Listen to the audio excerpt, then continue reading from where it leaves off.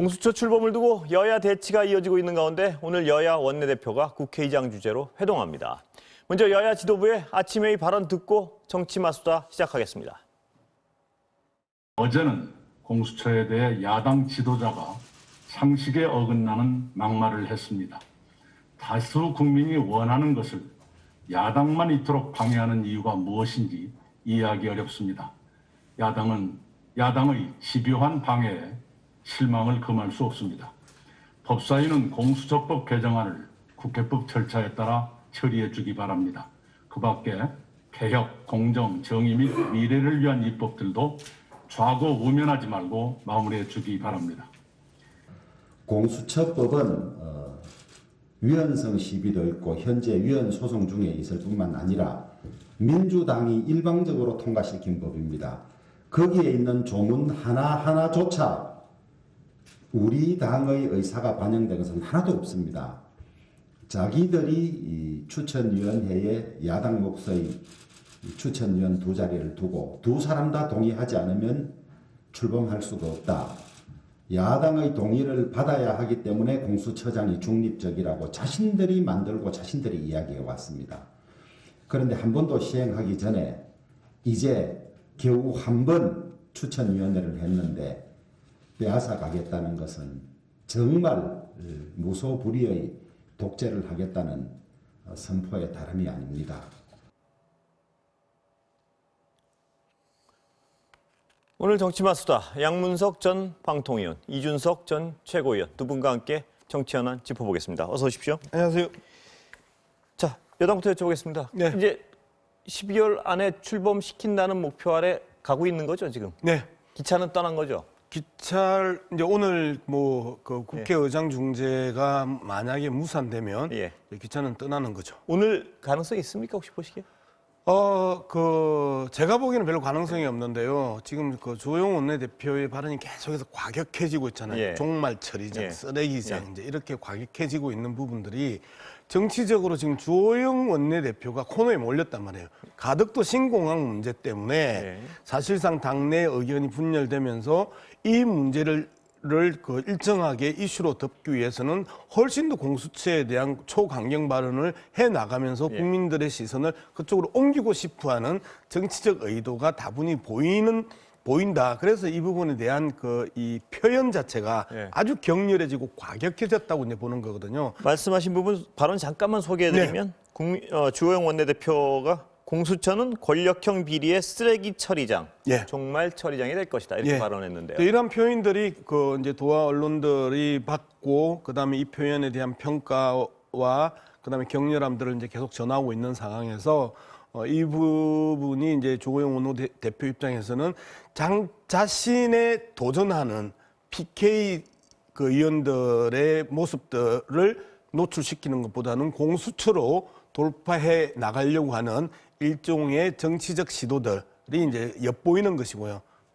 지금 이제 결국은 마지막 고비를 이제 넘어가고 있는데 그러면 이제 법을 뭘 고칠 것이냐에 이제 논쟁이 들어가거든요. 근데 아까 그 전에 하나만 더 여쭤보면 네. 오늘 합의를 최종 시도하는데 네. 만약 기적적으로 합의가 된다면 어떤 부분에 합의가 되나요? 합의가 된다라면 대한변협에서 추천한 분들, 예. 그다음에 법원 행정처에서 추천한 분들, 예. 그러니까 여당과 여당 빼고 야당 빼고. 야당이 추천했던 분들 외에 예. 법원 행정처와 대한변협에서 추천했던 분들 중에 예. 그 두 사람을 추천하는 걸로 합의가 될 가능성이 그러면 합의가 된다면 가능하다 이 말씀이죠. 예, 예. 그렇게만 되면. 예. 거기는 검찰 출신, 판사 출신 필요 없습니까? 네, 그런 건 필요가 없겠죠. 아, 예. 지금 누가 추천했느냐의 추천 주체에 의해서 예. 그다음에 다 자기들이 알잖아요. 예. 그 안에 누구인 다 법조인들이 지금 들어가 예. 있는 상황이기 때문에 대한변협이나 법원 행정처에서 추천했던 분들 중에 예. 그리고 이제 명단이나 표도 내표 받은 구체적인 예. 명단도 나와 있는 상황이기 때문에 그분들 중에 그 두 명을 하자라고 합의가 된다면 예. 그렇게 합의가 될 가능성이 높죠. 된다면 거꾸로 예. 그렇게 되면 합의가 될 수도 있다는 게 당내 분위기라 이 말씀이시죠? 아니요. 당내 있잖아요. 분위기는 현실적으로 어렵다고 이제 보는 것이고 지금 앵커께서 질문하셨던 게 만약에 합의가 된다면 어떻게 합의가 될 아니, 것인가. 제가 여쭤보는 거는 만약에 야당이 예. 방금 말씀하신 예. 중립지역에서 추천한 분들을 우리 하겠소. 이러면 민주당은 얼마든지 나머지는 받아들일 생각이 있으시다는 거죠. 받아들여야죠. 예, 예. 당연히 받아들여야죠. 알겠습니다. 어떻습니까? 그 부분 가능성 있습니까? 저는 뭐 야당 측에서 두 가지 문제를 제기하고 있습니다. 예. 어쨌든 공수처장을 추천하는 문제에 있어가지고 야당의 비토권을 무력화하겠다고 하는 것 자체가 어쨌든 뭐 매번 이제 법률이라고 하는 것에 테두리 안에서 활동하겠다고 하는데 이번에는 완전히 법률을 뒤엎는 거 아니겠습니까? 그 부분에 절차적인 문제가 있고요.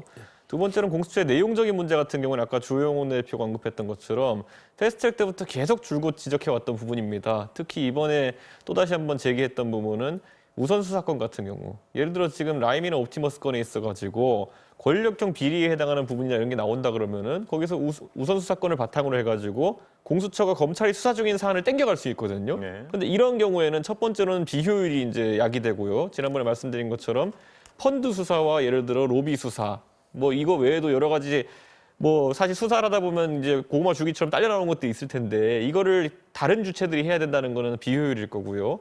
두 번째로는 결국 공정성 시비가 날 수밖에 없습니다. 왜냐하면 지금 이제 옵티머스나 이런 건에 나온 정치인들 같은 경우에 우선 수사권을 통해 가지고 공수처가 사건을 들고 가가지고 예를 들어 수사에 성과를 내지 못한다고 한다면은 사실상 면죄부를 주는 거나 마찬가지거든요. 그렇기 때문에 그런 것들에 대해 가지고 야당은 지금 공수처법 자체를 개정해야 된다. 이 추천뿐만 아니라 그런 주장을 지금 하고 있는 겁니다. 그러면 그러니까 공수처는 누가 해도 지금 상태로 못 하겠다는 말씀을 해석해도 되는 건가요? 뭐 지금은 형식도 문제가 있고 처장을 추천하는 방식에도 문제가 있고 처장을 추천하는 방식에 문제가 있다는 거는 여당 스스로도 시인할 수밖에 없을 겁니다.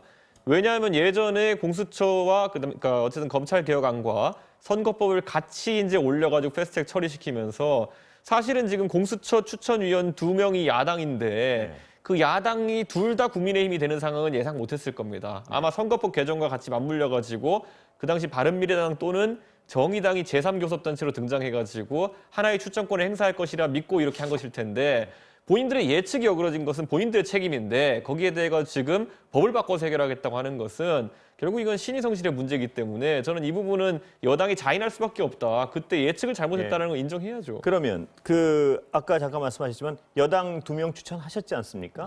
그들을 임명한다고 치면 그 공수처 자체의 문제는 덮고 협조할 수 있다는 얘기시죠? 야당이 만약에 저희가 추천한 인사 중에 지난번에도 언급했지만은 예를 들어 김경수 변호사라든지 이런 분은 김경수 지사의 변호를 맡았던 분이기 때문에 여권에서도 형평 논란을 가져올 수가 없을 겁니다. 그분들이라면 진행할 수 있다는 그런 분들을 말씀이시죠? 받는다면은 예를 들어서 제도상의 문제점이 있다 하더라도 운영만 공정하게 된다고 한다면 제도상의 문제가 있더라도 운영만 왜냐하면 공정하게 제도상의 되면 문제와 그리고 운영상 그 처장 선정에 있을 때 불공정성이 결합하게 되면은 그게 굉장히 안 좋은 결과를 낳는 거거든요. 그럼 이제 그건 안 된다 그러니까 여당에서 오늘 유일하게 약 의원님 말씀하신 게 합의 가능한 건 중립적으로 추천한 분들 중에 찬성을 누구라도 골라내면 합의할 수 있다 이 말씀 같은데 그건 불가능합니까? 가능합니까? 저는 근데 이제 주호영 원내대표께서 여기 대해서 말씀할 때 보면은 결국 우리가 뭐 어떤 다양성을 가진 어떤 후보들을 놓고 그 안에서 고르자는 게 아니라 다 이제 사실 여권 추천 인사나 중립 추천 인사가 봤을 때는 그렇게까지 야당에서 믿지 못할 만한 그런 분들이다라는 지적을 한 중립 것인데 지역 분들도요. 그렇죠. 그런데 이제 그 부분에 대해서 그래서 이제 변협 회장 같은 경우에 굉장히 불쾌함을 표시하고 이렇게 한 것일 텐데 어쨌든 지금 사안에 대해 가지고 야당은 비토권을 활용하겠다는 생각으로 지금까지 기다려왔던 것이기 때문에 당연히 그렇게 반응할 수밖에 없는 것이고 실질적으로 그 비토권이라는 것은 조문 그대로 읽어보면 야당의 동의가 있어야지만 임명하겠다는 의지거든요. 그걸 믿고 지금까지 내용적인 문제가 있다 하더라도 그 패스트트랙 이후에 지적을 안 하고 왔던 것인데 마지막에 이제 절차적으로 어려운 게 있다고 해가지고 아까 제가 말씀드린 것처럼 선거법에 있어가지고 본인들이 위성정당을 만들면서 결국에는 3교섭 단체를 만들지 못한 거 아닙니까?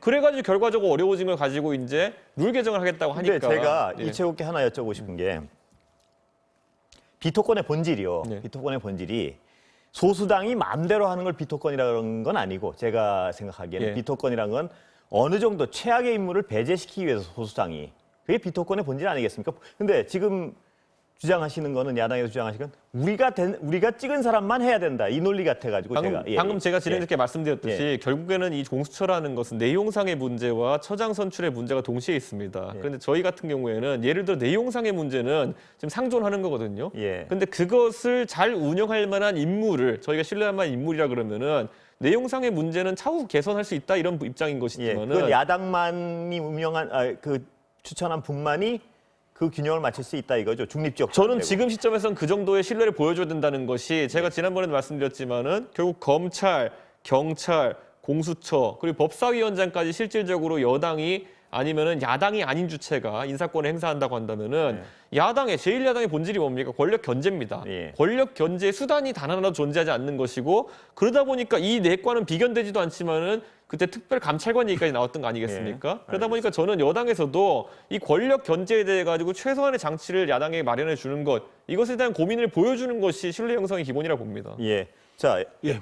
영 의원님. 저 좀 다르게 이제 생각하는 부분이 어쨌든 계속해서 집권 여당의 책임감, 그다음에 집권 여당이 그 꿈꾸는 미래 사회 이런 부분에 대해서 그 좀 고민을 그 해줘야 되는 부분이 있어요. 그리고 문재인 대통령이 검찰 개혁에 있어서 이제 3대 개혁 중에 이제 2개는 이제 그 검경 수사권 조정 문제나 그다음에 영장청구심의위원회나 이런 부분들은 상당 부분이 이제 그 1월 1일 되면 출발을 하거든요. 예. 마지막 남은 하나가 공수처법인데 현재 공수처법에 공수처장 추천위원회 7명 중에 6명이 동의를 해야 된단 말이에요. 예. 근데 이거는 어떤 그 조직에서도 없었던 내용이에요. 그건 알겠는데 그건 예. 뭐 법을 직접 만드셨잖아요. 예. 근데 3분의 2 이상이 있는데 그때 뭐 그 우리 이채고도 바른미래당의 그 최고위원으로 있었던 시절 아닙니까? 그냥 손학규 대표, 심상정 대표 이제 요렇게 해가지고 합의를 했던 부분인데 예측이라고 표현을 했는데 그 예측이 아니고 그 당시에 그 작은 야당들의 강력한 요구에 의해서 그 부분들이 포함된 게 사실이잖아요. 그리고 그게 그 집권 여당 입장에서는 그 이야기를 수용하면서 어쨌든 공수처법을 통과시키려고 했던 그러니까 팩트는 난 좀 정확해야 된다고 보는 것이고 그리고 나서 지금 이제 이 상황이 이제 벌어졌단 말이에요. 예측하지 못했던 부분 그 부분에서 동의를 해요. 예측하지 못했던 부분에 있어서 이 7명 중에 6명, 그럼 2명의 이 반대가 있으면 안 되는 이 상황들이 이제 벌어졌단 말이에요. 그럼 이제 어떻게 할 거야? 공수처법을 버릴 거야?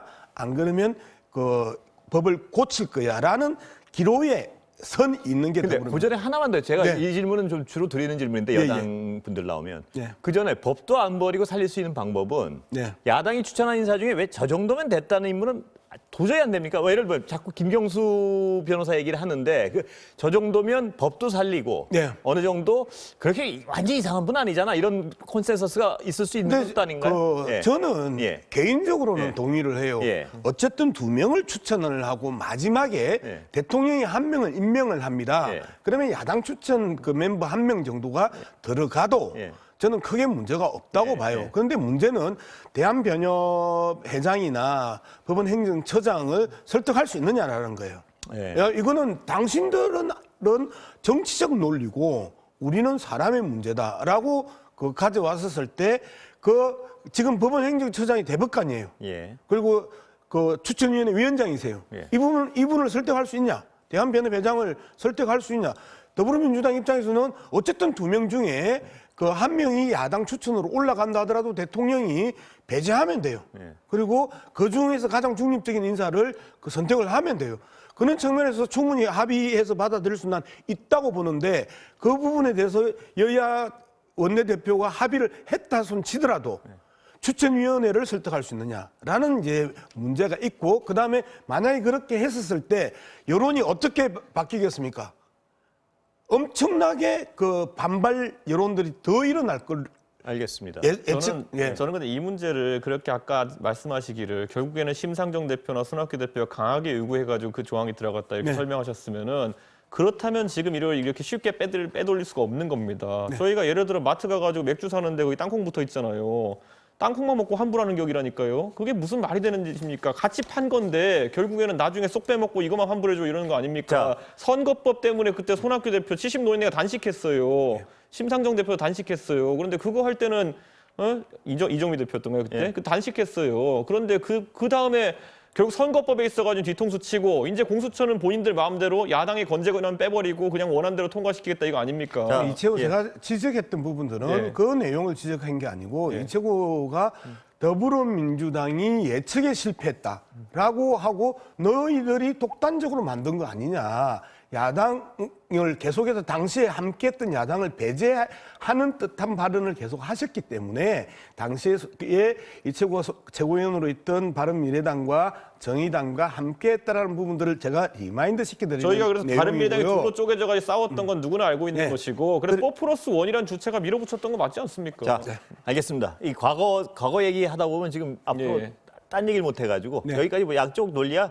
뭐 저만 아는 게 아니에요. 국민들 다 아는 논리니까요. 예, 여기까지 하고 다른 그죠. 자, 그러면 아까 말씀하셨지만 오늘 합의 안 되면 기차는 떠난 겁니다. 예. 그럼 올해 안에 출범시키겠다는 거죠. 예, 예. 자, 야당 여쭤보겠는데요. 그런 방침은 수차례 밝혔습니다. 여당에서. 지금 야당의 저항 수단은 뭔가요? 뭐 어떻게 하실 생각이세요? 저는 뭐 이번 예. 국회 출범하면서부터 예. 180석이라는 것을 무기로 해가지고 책임 정치하겠다 계속 이야기하고 있는데 저는 그 책임 정치라는 게 지금 결과로 나오는 거 보면은 경제 하고 싶은 대로 다 했죠, 외교 하고 싶은 대로 다 했죠, 대북 문제 하고 싶은 대로 다 했죠, 부동산 문제 하고 싶은 대로 다 했죠. 야당 말 하나도 안 들었죠, 이 4가지 문제에 대해서. 근데 결과가 좋은 거 있으면 하나라도 말씀해 주십시오. 없잖아요.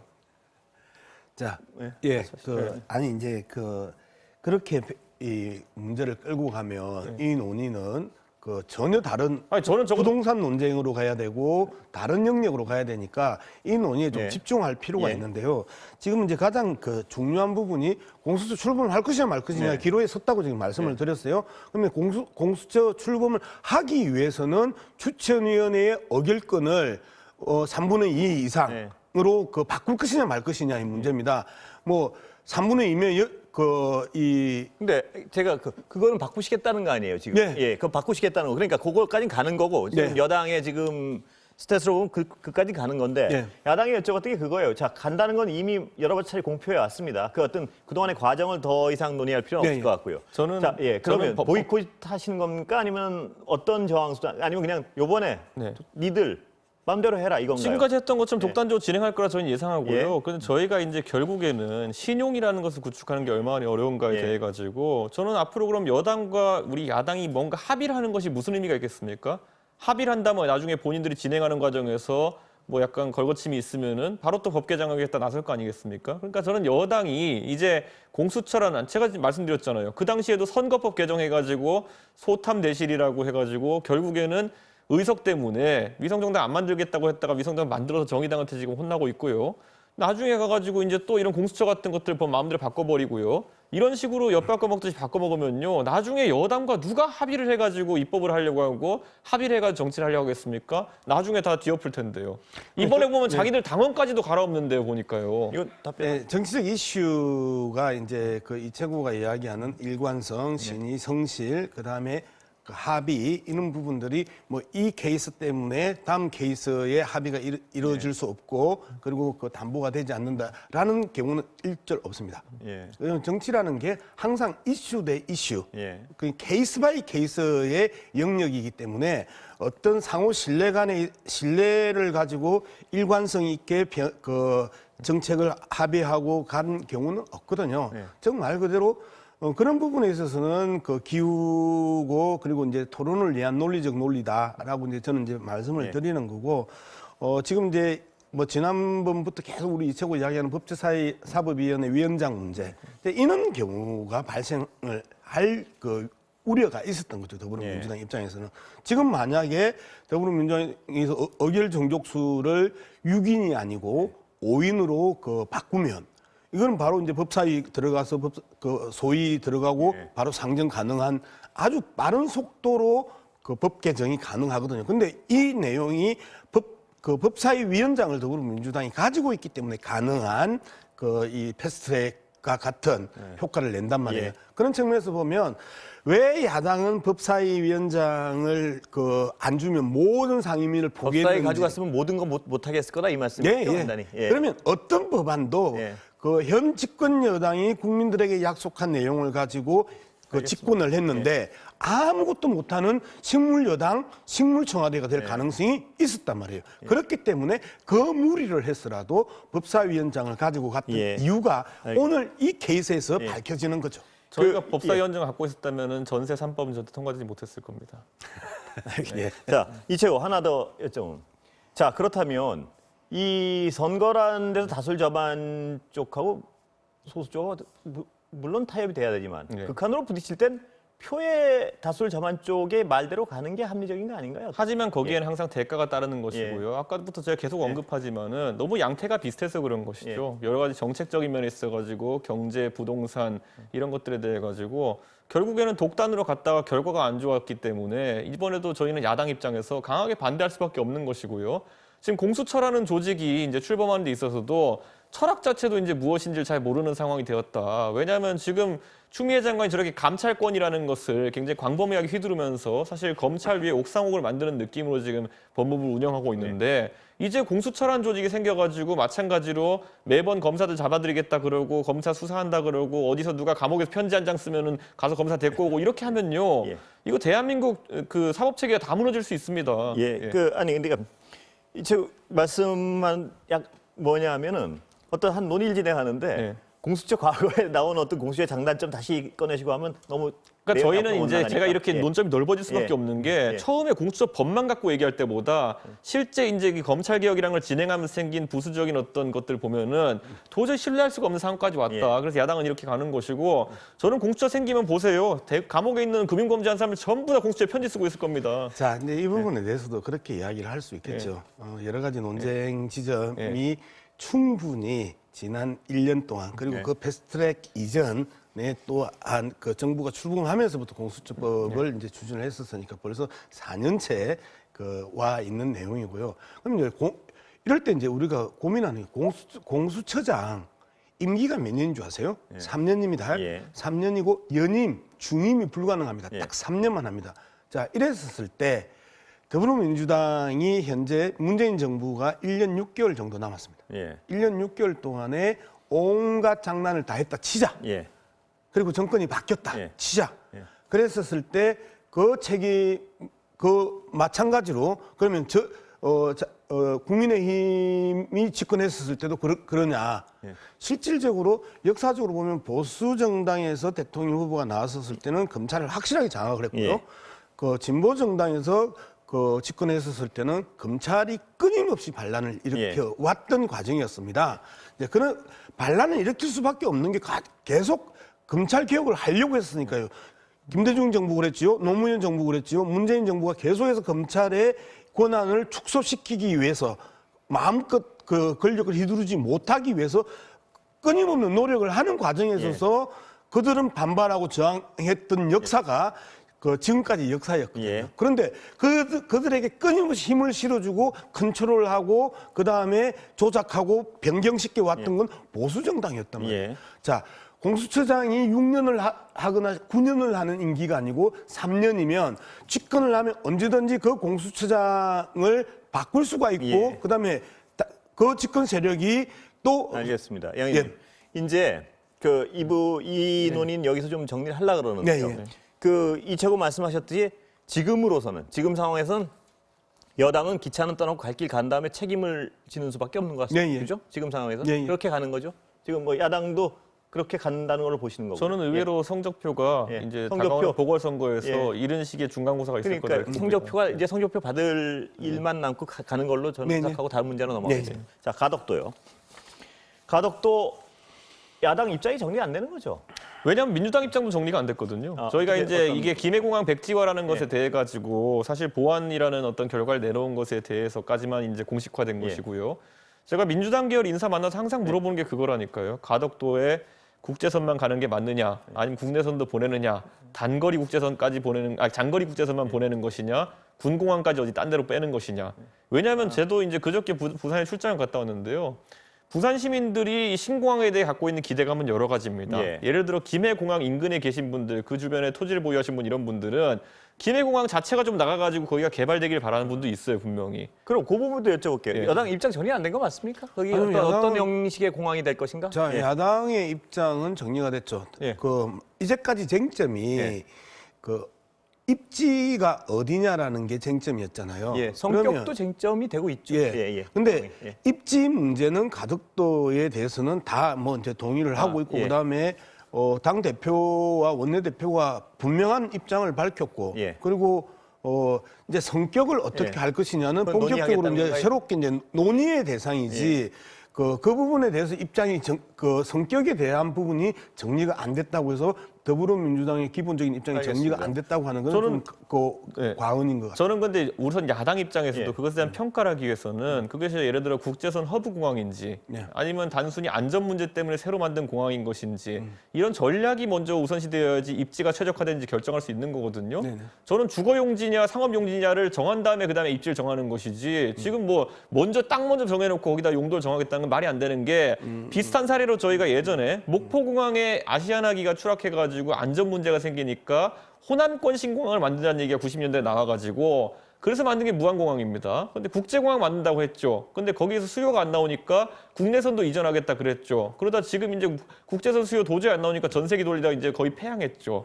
그러니까 저는 이런 것 자체가 입지 조건이 그냥 땅 싸다 이게 끝이 아닙니다. 보면은 결국에는 어떤 수요를 타겟으로 가느냐인데 이거 정하지 않고 국민들한테 옳습니까라고 하면 한 가지만 좀 예. 정확하게 예. 합시다. 지금 우리가 김해 신공항 계획을 이제 정리한 상황이지 정부나 더불어민주당에서 가덕도 신공항을 환영한다 아니거든요. 예. 김해 신공항 폐지를 그렇죠. 예를 환영하는 거잖아요. 그러면 이제 대체적으로 누구든지 가덕도로 갈 것이다. 예. 라고 이제 아직 생각을 할 공식화한 건 아니죠? 예. 가덕도. 가덕도에 대해서 우리 당에서 공식적인 입장이 나온 적이 없어요. 예. 그래서 가덕도로 갈 것이다. 그다음에 이제 가덕도를 가면서 어떻게 갈 것이냐, 동남권 허브 공항으로 갈 것이냐, 예.